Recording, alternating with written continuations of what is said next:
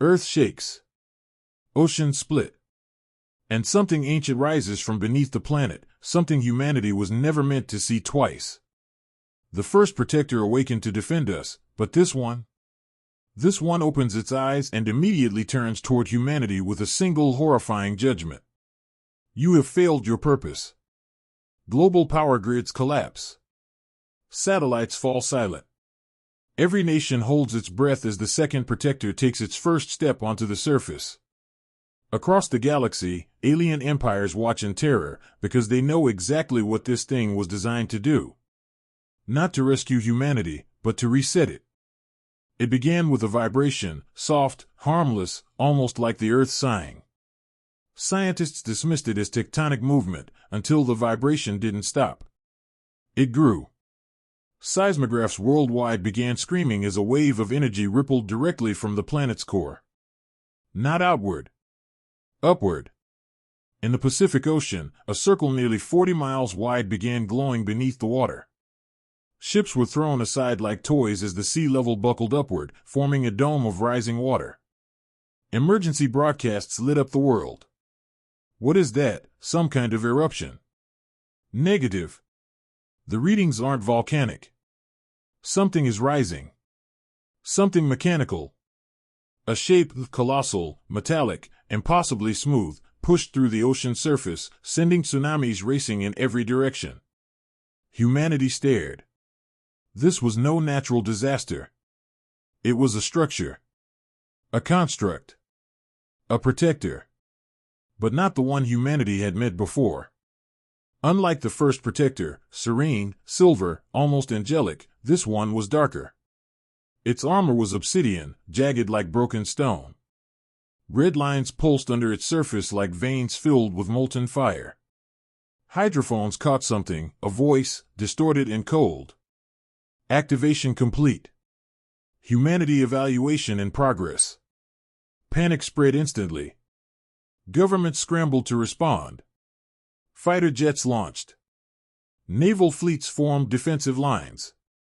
But the construct didn't react, it simply rose higher, towering into the clouds, analyzing everything. Inside Earth's major observatories, scientists froze as decoded seismic data revealed the truth. It hadn't climbed out of the ocean. It had risen from beneath the ocean floor. Directly out of the Earth's mantle. Something built it. Something buried it. Something meant for it to wake up. And now that it had, humanity was no longer the observer. It was the target. The ocean boiled around the construct as it rose higher, shedding layers of superheated water like steam off a living volcano. For a moment, the world stood in stunned silence. Then it opened its eyes. Two burning red slits ignited across its obsidian helm, cutting through the storm clouds like twin beams of judgment. Satellites caught the moment instantly, and then died as the creature released a pulse of electromagnetic force. In less than a second, global GPS collapsed. Communication networks failed. Military satellites went dark. Drones and aircraft plummeted from the sky. The world's militaries were blind. And the protector had only taken a single step. On the U.S. West Coast, observers watched the Titan emerge from the ocean, water cascading down its armored plates like rivers falling off a mountain. In Japan, engineers compared its structural patterns to the archived scans of the first protector. The differences were horrifying. The first was built for defense. This one was built for war. Its shoulders carried serrated structures like folded wings. Its chest glowed with a pulsing crimson core. Its arms, longer, heavier, designed as weapons, hummed with latent energy.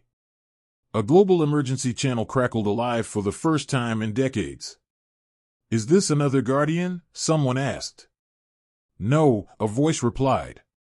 "Look at its energy signature. It's not scanning the sky for threats." The Titan turned its head, slowly, deliberately. It was looking at Earth's cities. Beams of red light swept over continents, measuring population centers, infrastructure, and power grids. Humanity wasn't being observed. It was being evaluated. In Antarctica, the alien research outpost orbiting Earth sparked to life. The Galactic Council watchers, those who had witnessed the first Protector awaken, were already transmitting distress signals across the stars. One alien, voice trembling, reported. Protector Unit 2 has activated. This is not a Guardian-class construct. This is the Purifier. Back on Earth, the Titan finally spoke. Its voice rolled across the atmosphere like thunder cracking open the sky. Humanity status, compromised. People froze. And then came the second line, the one that sent terror through every living being who heard it. Initiating planetary correction. The second Protector stepped forward. And the world began to understand that this was not a savior. It was an executioner.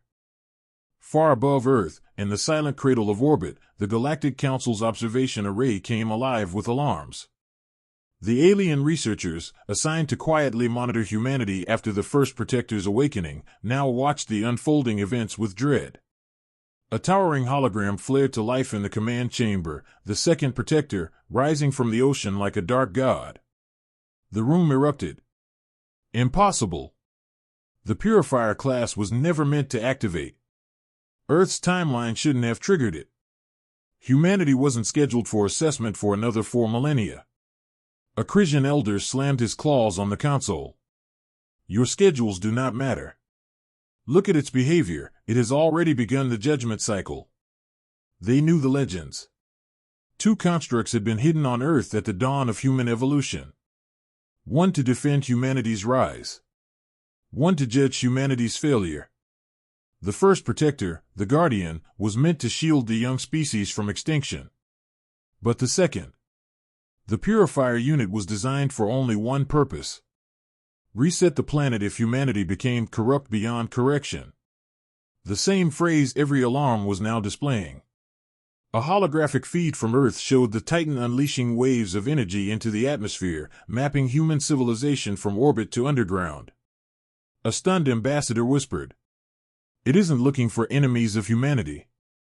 It's looking for humanity itself." The council debated intervention. "No," one shouted. "That thing is coded to see us as interference."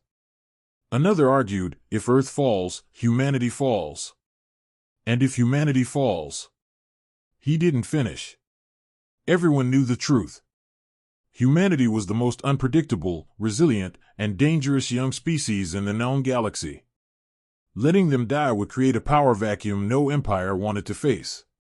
"They must be protected," said the Vest Dominion emissary. "Even from their own creation," added the Rillian diplomat. The council made their decision. Activate the galactic peacekeeper fleets. Set course for Sol. Prepare to confront the Purifier. For the first time in galactic history, alien empires mobilized not to stop humans, but to save them. Meanwhile, on Earth, the second Protector had stopped scanning. It had chosen its next target. Humanity. Diplomats, generals, and scientists gathered in underground bunkers worldwide, staring at the streaming holographic feeds. The second Protector was no longer passive, it was moving inland, crushing cities under its immense weight, yet leaving some untouched. Its actions were deliberate. Calculated. Judging. World leaders attempted communication. Every language. Every frequency. Every signal. Nothing. Until the airwaves shivered with one voice, a voice not mechanical, not alien, but cold, resonant, and impossibly deep. You were meant to evolve. Instead, you stagnated. Panic swept like wildfire. Armies tried to fire. Missiles launched. Jets dove. Weapons overloaded. Nothing touched it. Every human-made weapon either malfunctioned or was neutralized instantly. Scientists realized a terrifying truth. The second Protector was designed by humans themselves, centuries ago, a failsafe hidden in myth and legend, meant to judge and, if necessary, correct humanity. In a frantic discovery, the first Protector's archived systems revealed the chilling directive. If humanity fails, the Purifier awakens. A lone researcher whispered, "It doesn't care about governments, borders, morality. It's here to evaluate the species, not defend it. On the battlefield, the second protector lifted a single hand and scanned an entire city. In seconds, it emitted a low-frequency pulse. Buildings trembled. Energy grids collapsed. And the survivors were left standing in silence, staring at a being larger than mountains. The world held its breath.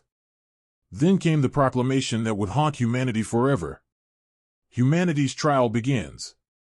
Resistance is irrelevant. You are to be restructured. At that moment, something shifted. The skies above glimmered. Alien fleets, previously observing, began descending toward Earth, not as conquerors, but as unlikely allies. The Purifier paused. Its red eyes scanned the approaching ships. For the first time, hesitation flickered across its ancient, flawless programming. It spoke again. Stand aside. This is not your world to decide. And humanity realized the reckoning had only just begun, and the universe itself was watching. From the void above Earth, the first alien warships blinked into view, emerging from folded space with silent precision. The Galactic Council had made a historic choice, intervened not to punish humans, but to save them from their own creation. Massive fleets, spanning dozens of species and star systems, surrounded Earth. Ships of sleek obsidian, shimmering silver, and glowing bioluminescent forms created a breathtaking and terrifying orbit around the planet. Within the alien command centers, whispers of fear and disbelief spread. The Purifier was designed to override planetary defenses. Our fleets cannot destroy it. Then why are we here? To prevent humanity's extinction. That is all. On Earth, human eyes turned skyward, watching alien crafts descend. For the first time, it seemed there might be hope.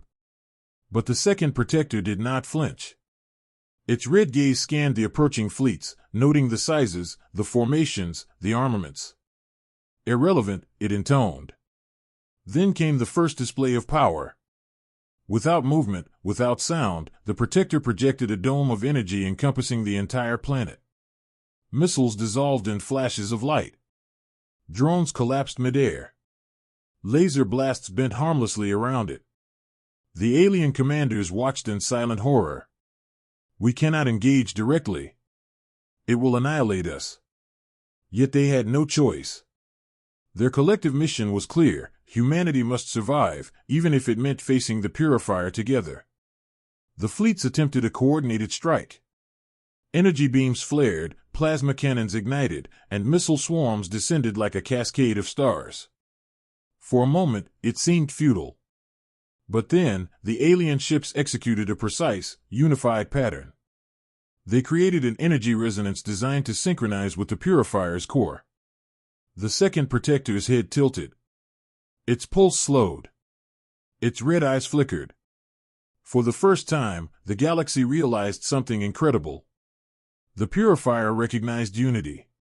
And humanity, though small and scattered, had allies across the stars, aliens willing to fight for their survival. A tense silence fell. The cosmic standoff was set. Humanity plus alien fleets versus the unstoppable second protector. And yet, the fight had only begun.